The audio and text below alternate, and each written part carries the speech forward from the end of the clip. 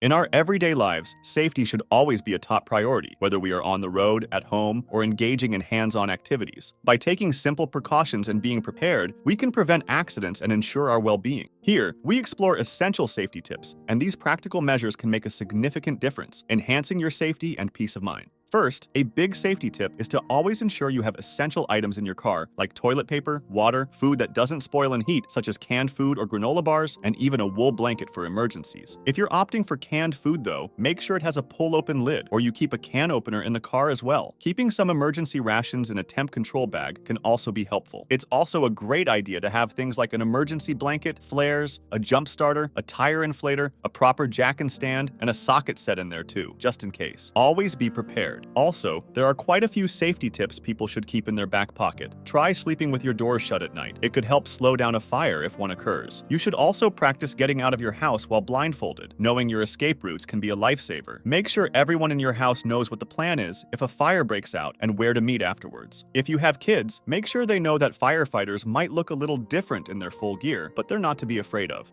Oh, and also, keep a clear path from your bed to the door and from the door to an exit. You don't want to be tripping on random stuff if you need to get out in a hurry. And always remember to check the batteries in your smoke detector. You could throw in a carbon monoxide alarm as well, silent but potentially deadly. If you have pets, make sure to inform the firefighters about them too. Also, keep that bedroom door shut when you sleep.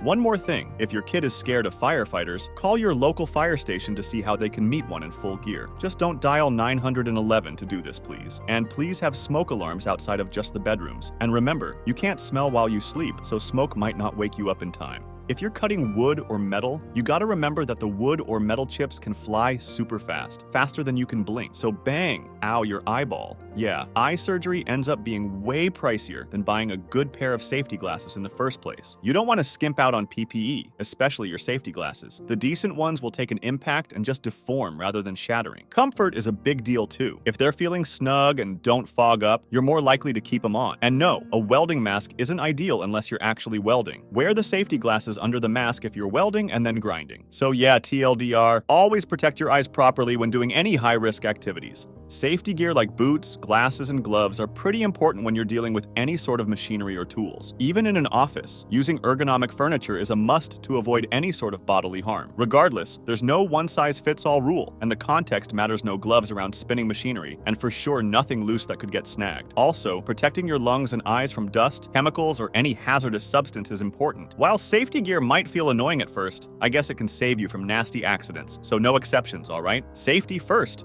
Another good safety tip everyone should know about and keep in mind is to always prioritize not only your own safety, but the safety of those around you as well. If you see a friend doing something that is clearly unsafe, such as recklessly jumping off high places or driving too fast on dangerous roads, don't hesitate to correct them. It might ruffle their feathers, but as the saying goes, it is better to correct an unsafe friend than to bury one. Taking steps to prevent accidents may feel overly cautious, but it's infinitely better than dealing with the consequences of recklessness. Plus, protecting each other is a significant way to cultivate strong friendships. Good safety tips involve being mindful if your car ever stalls on a train railroad crossing. Instead of panicking or calling 911, look for the blue sign posted near the crossing gates and dial the number on it. This connects you to the train dispatcher who can immediately alert oncoming trains. If a train's approaching and you've had to ditch your vehicle, run alongside the tracks towards the train. This gives you a better chance of the train passing you before it hits your vehicle and sends debris flying. If you're first on location at a car crash, pull past the crash site to avoid being stuck if the road gets closed. Always keep a safe distance from your vehicle, especially if it's on fire or in a wreck.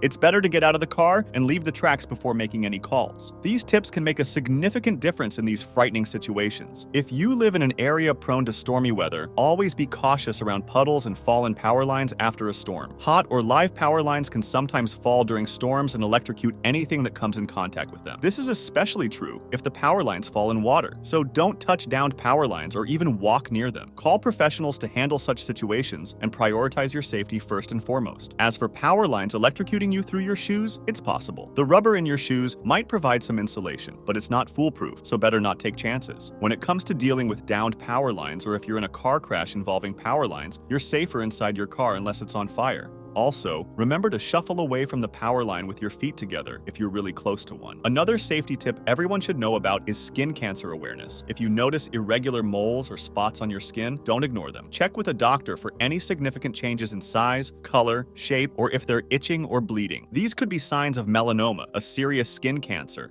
Prevention is always better than cure. Stay safe.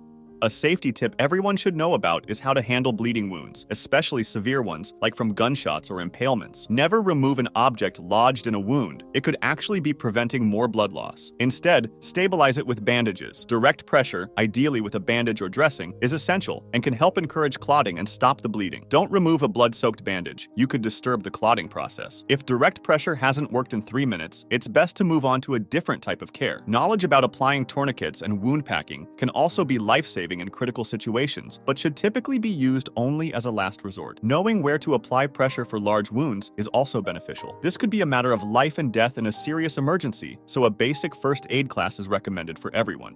It could save you some real trouble, so to keep your driver's foot space clear. You wouldn't believe the horror stories. I remember this person who had a tennis ball roll under their brake pedal. Imagine the panic! And then there's another, where an ex left a coffee mug on the floor, causing major chaos. So, it's safer to keep objects away from the driver's foot space.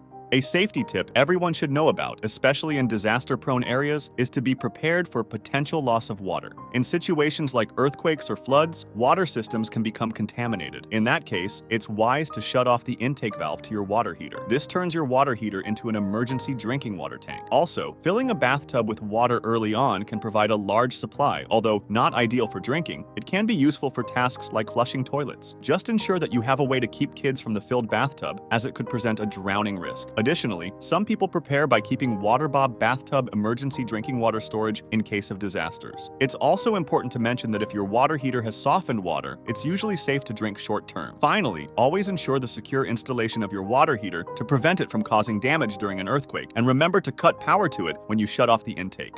And contrary to what some survival shows or cartoons might have you believe, drinking water directly from a cactus in an emergency can be a pretty bad idea. Turns out, most cacti contain toxic alkaloids that can lead to some nasty symptoms like vomiting and diarrhea, which can actually dehydrate you more, especially if you're already thirsty or hungry.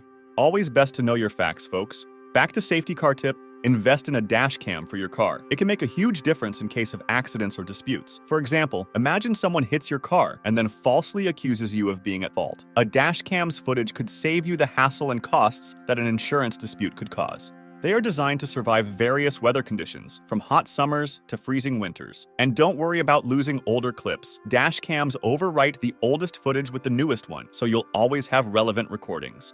Don't opt out just because you can't afford a top-tier one. Even a $15 dash cam is better than not having one at all. Speaking of affordability, there's plenty of budget-friendly options out there too. But do remember to use a high-endurance memory card to avoid losing important footage due to extreme temperatures. Having a dash cam isn't just useful for your personal safety. It can also be a great help to other people. If you witness an accident, your footage could give the innocent party the evidence they need in their favor. So, get yourself a dash cam. It will be a small investment for a potentially huge payoff in the future. A safety tip revolves around the concept of liminal spaces. This basically means transition areas, for example, when you're stepping out from a dark alley into an open, sunny square. Such places are a gold mine for pickpockets, as most people are often vulnerable, adjusting to their surroundings, or maybe distracted by phone or other things. So the tip here is to be alert and aware, especially in such transitional spaces. Avoid taking out important stuff like passports at the check-in desk, and wait until you're in a secure location. Moreover, if you're compelled to walk alone, it can be helpful to appear scary or assertive in order to deter potential attacks. Just remember, stay alert and be aware of your surroundings. If you liked these tips about life, you can get more on the channel, so consider subscribing.